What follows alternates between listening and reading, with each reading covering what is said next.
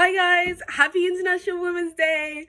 So I'm just gonna talk a bit about my experience as a woman, as a black woman.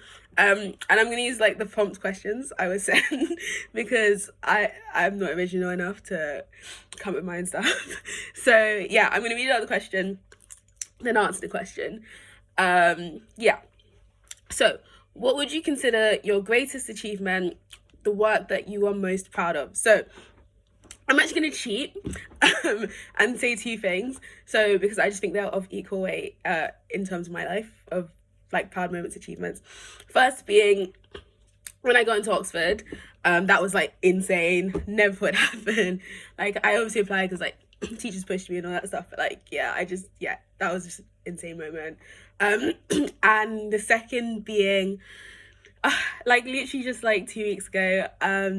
So when I won the VP Welfare and Equal Opportunities position, I think it's like definitely like one of the most proudest moments of my life, like greatest achievements.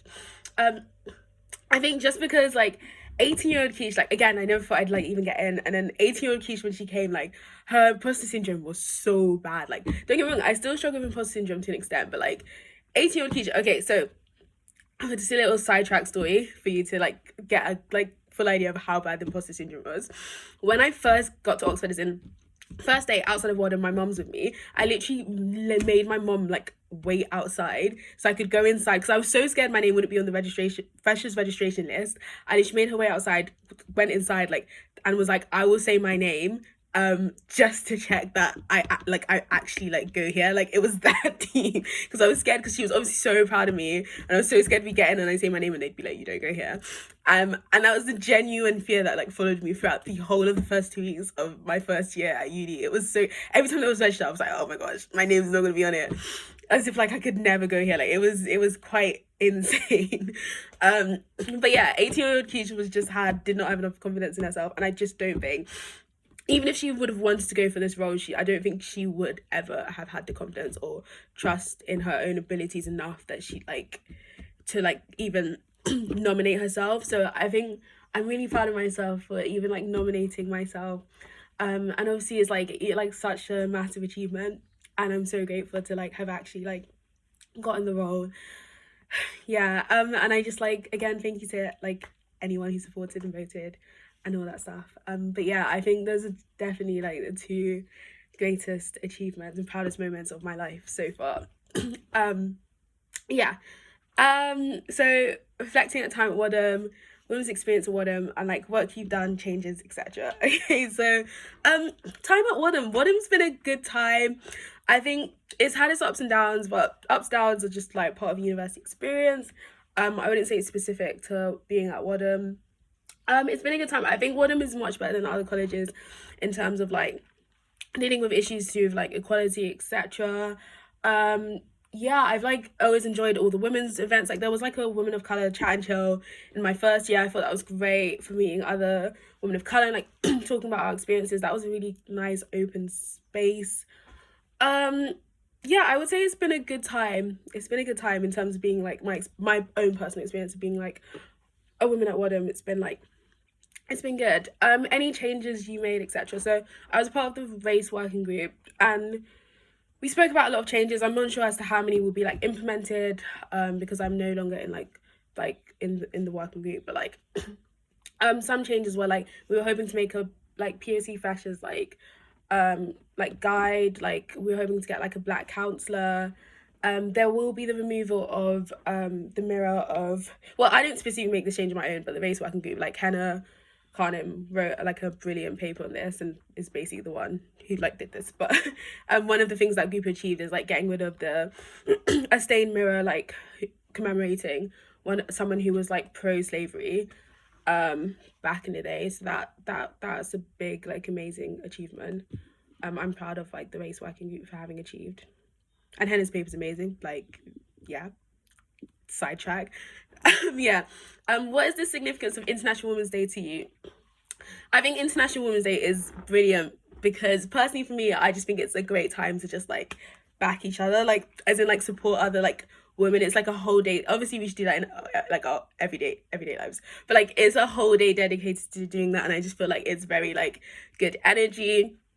At Wadham, at least, usually we have, well, pre-COVID, we'd have a women's International Women's Day formal, which is just brilliant. It's just like anyone identifying as women just having a good time together, like supporting each other. I think that's good. Also, I feel like it's a great time to learn about histories of like those, like the histories of women who are often like forgotten, like within the feminist movement, etc. Like at least online for me, like my Instagram, I'll see like lots of like figures, important female figures, who are like black or like brown, etc.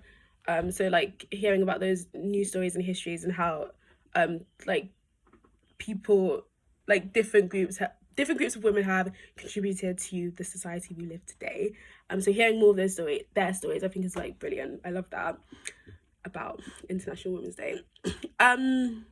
Yeah.